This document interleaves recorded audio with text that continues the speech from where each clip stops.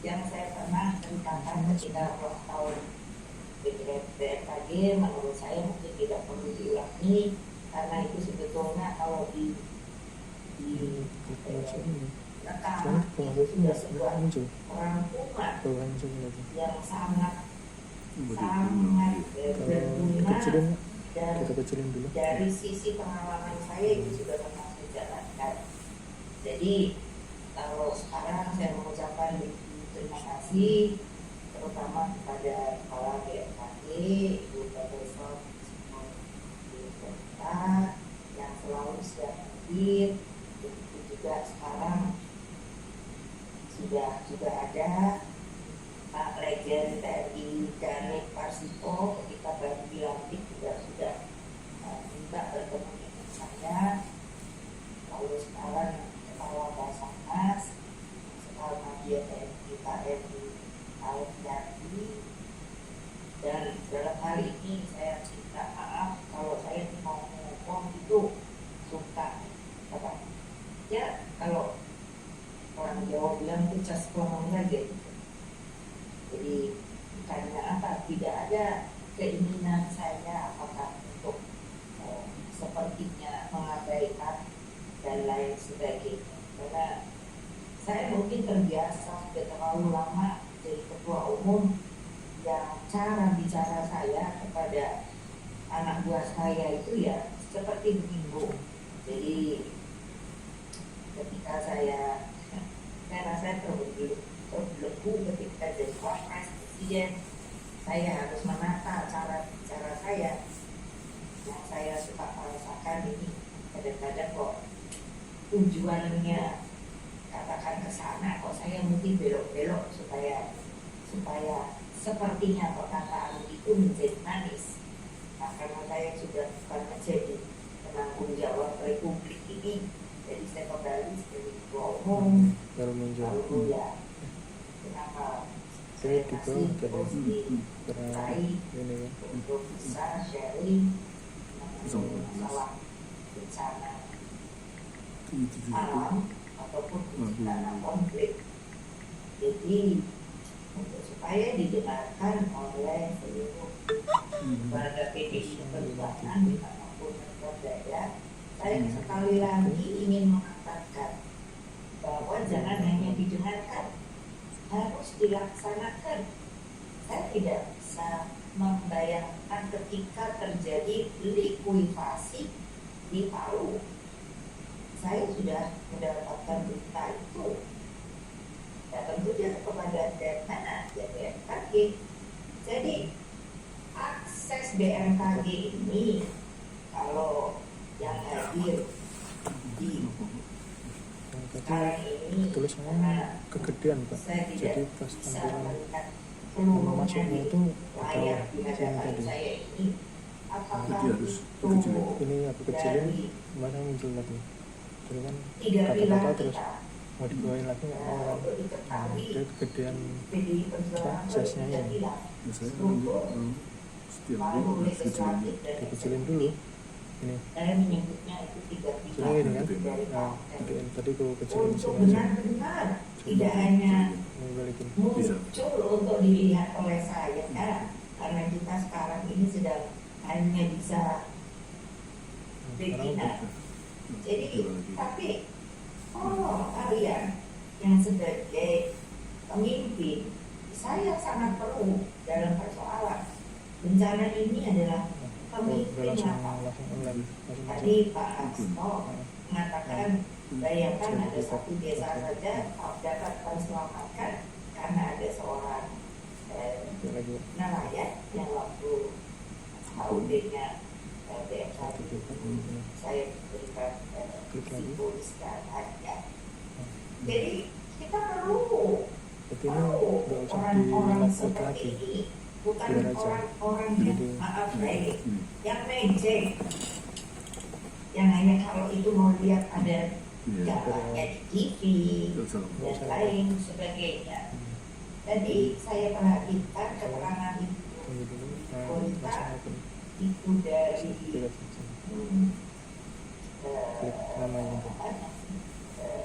presentasi yang nomor 9. Ibu sendiri pasti bisa bayangkan betapa sulitnya mengorganisir. Saya mempunyai moto bagi partai saya adalah sinergi koneksitas. Itu pun saya pernah ngomong waktu KUB BMKG. Karena tidak bisa kalau sinergi yang katakan ketemu FGD lalu ya sudah selesai ada laporan, tapi harus berkoneksitasnya dari sisi pemerintahan seperti yang tadi telah kali disampaikan kementerian apa saja, itu saya sangat setuju sekali. Ini kalau mereka ini saya juga sudah minta izin pada Pak Presiden. Ini semua harus bergerak bersama. Tadi ada bunyi suara saya, kita harus berpotong. Tidak bisa memilah-milah bahwa ini bukan pekerjaan saya. Tidak bisa. Sekali lagi tidak bisa. Karena yang ditolong itu jiwa manusia. Nah, seperti mohon maaf dari kepala Basarnas itu Bapak, ketika kemarin saya lihat kan ada beberapa kapal tenggelam. Nah ini saya kan menjadi sebuah pertanyaan saya, apakah mereka tidak dapat informasi yang akurat atau mereka mengabaikan setelah ada informasi itu? Dulu zaman saya, ya mohon maaf, kalau cerita pengalaman di waktu Presiden Bapres, saya pernah melalui KKP. Kalau saya tanya pada menterinya, katanya masih ada. Jadi sebenarnya saya orang yang senang mencari contoh dari negara-negara yang menurut saya dapat diambil oleh Indonesia. Jadi monggo dilihat. Wah, saya beberapa kali melihat film dari negara-negara Skandinavia. Cara penangkapan ikannya itu menurut saya sangat boleh kita ikuti. Jadi menurut yang saya lihat, tapi itu kan negara kecil, perairannya juga kecil. Jadi contohnya mereka itu kalau mau nangkap ikan tuna, jadi seluruh, nah ini berarti kan mesti koneksitas sama KKP untuk kelautan ya, ini saya bicara apa? Semua perahu nelayan besar, sedang, kecil harus didaftar. Ini juga yang saya ngomong ini, saya lihat negara-negara Skandinavia, mereka begitu. Terus karena mereka betul-betul menghargai lingkungan, jadi untuk menangkap ikan tuna, yang saya lihat adalah tuna, itu betul-betul dibuat sebuah peraturan yang sangat ketat. Jadi setelah mendaftar, mereka ketika penangkapan tuna, saya tidak tahu ikan lain. Di situ waktu yang saya lihat itu tuna, karena kan berapa bayangkan satu tuna yang seberapa kilo itu kan harganya luar biasa. Nah, seluruh kapal yang ada itu harus mendaftar kembali untuk apa? Untuk ikan tuna. Bahwa kan mungkin kapal yang sudah daftar untuk sebagai kapal nelayan, makanya kita kan seringkali ada kapal yang ilegal itu yang keluar datang dari luar masuk, itu kan ditangkap dan lain sebagainya. Itu saya sudah sebuah keharusan. Tapi di dalam negeri sendiri untuk dibuat sebuah penataan, saya juga sudah bilang Sekjen KKP itu harus diberi nomor masuk ke dalam sebuah Nah, pusat data dulu saya buat itu di apa ya, saya suka lupa, di dekat Ancol situ. Jadi terjelas. Nah, kapal yang mau nangkap tuna kalau di daerah Skandinavia itu, bayangkan saya boleh ditangkap ketika ikan tuna sudah bertelur. Ini berarti kan masalah hubungan. Setelah itu baru diputuskan ada seperti pertemuan antara, barangkali kalau kita serikat buruh atau nelayan itu bertemu dengan yang berwenang untuk kapan penangkapan itu. Jadi itu kapal-kapal, katakan penangkapan ikan tuna hanya 5 hari. Jadi bayangkan, saya melihatnya saya bilang luar biasa, tapi saya bilang itu negara kecil, kita ini negara besar. Itu mereka semua ada makanya oke, hari Senin sampai hari Kamis. Jadi itu pakai alarm dibunyikan di pelabuhan, mereka semua sudah berjajar, langsung begitu alarm lain orang mereka berangkat. Bayangkan itu Pak, boleh saya panggil Pak Head, itulah Basarnasnya itu dengan helikopter dan lain sebagainya itu sudah ikut berangkat mengamati, karena wilayah yang akan diambil pun sudah diberikan, tidak boleh keluar daripada itu. Saya mikir aku kita tahu kalau saya udah bisa lihat ini. Nah, jadi kan berarti berapa hari terus. Setelah itu seperempat hari begitu pakai jam masih ada di lautan, itu bunyi lagi. Pakai apa ya? Alarmnya kayak trompet gitu. Artinya harus segera, tidak ada lagi yang masih cari-cari, pulang semuanya. Sebenarnya saya katakan, yang namanya lapangan itu adalah praktek, tidak ada teori. Tolong diingat, tidak ada teori, dan teori pun tidak bisa begitu saja dipikir dengan lapangan itu sama. Tidak, saya baru mengalami teori dan praktek lapangan itu kriskos, nggak jalan sekali teori. Begitu, ya ini pengalaman saya, sehingga jadi kan juga yang saya juga sangat kan pelatihan. Tidak mungkin tanpa pelatihan, karena saya sendiri tidak tahu anggarannya berapa, tapi kan itu bisa dibicarakan.